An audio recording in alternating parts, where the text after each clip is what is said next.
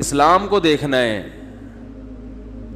تو پہلے میں 12 تاریخ کے بارے میں آپ کو بتا دوں. ہمارے پاس جو دلائل ہیں وہ سب سے پہلے قرآن ہے. ایسا ہی ہے نا؟ الحمد سے لے کے والناس تک پورے قرآن میں کہیں بھی نہیں لکھا ہوا کہ نبی صلی اللہ علیہ وسلم 12 تاریخ کو پیدا ہوئے تھے. آپ کہہ سکتے ہیں تو بہت سی چیزیں نہیں لکھی, تو چلو جو نہیں لکھی وہ پھر حدیث میں آتی ہیں. احادیث ہم دیکھتے ہیں تو کوئی ایک صحیح روایت بھی, صحیح حدیث بھی اس بارے میں نہیں ہے کہ آپ صلی اللہ علیہ وسلم 12 ربیع الاول کو پیدا ہوئے. آپ کو معلوم ہے آج کل انگریزی تاریخوں سے عربی تاریخ اور عربی سے انگریزی نکالنا آسان ہے یا نہیں؟ آپ اپنی ڈیٹ آف برتھ لکھیں, گوگل سے پوچھیں کہ جس دن میں پیدا ہوا ہو اس دن اسلامی تاریخ کیا تھی, گوگل بتائے گا کہ نہیں بتائے گا؟ گوگل بتا دے گا بھئی یہ بن رہی ہے. ایک دن کا فرق اس میں ہو سکتا ہے 29 اور 30 کی بیس پہ, یا مفتی منیب صاحب کی وجہ سے یا پشاور کی وجہ سے ایک آدھ دن کا فرق بولو بھائی ہو سکتا ہے, اس سے زیادہ نہیں ہوگا.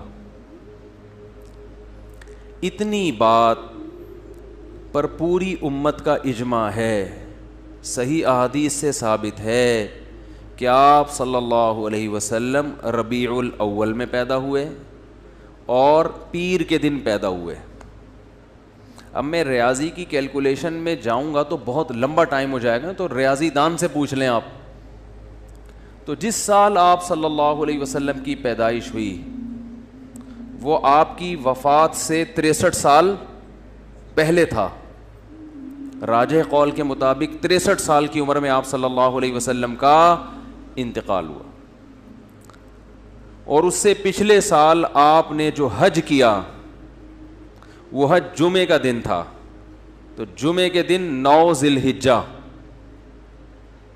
اور اس سے اگلے سال آپ صلی اللہ علیہ وسلم کی وفات ہوئی ربیع الاول میں. تو کیلکولیشن کرنا آسان ہو گیا کہ نہیں ہو گیا؟ تو کیلکولیٹ کر کے دیکھیں گے اور 62 سال پیچھے جائیں گے تو کیلکولیشن کے حساب سے 12 تاریخ پیر کے دن بولو بھائی نہیں بیٹھ رہی. لیکن چلو کوئی ریاضی دان کھینچ تان کے کچھ 62 کو 63 کر دے, 63 کو 64 کر دے, کچھ کر آ کے چلو فرض کر لو کہ بھئی امکان تھا.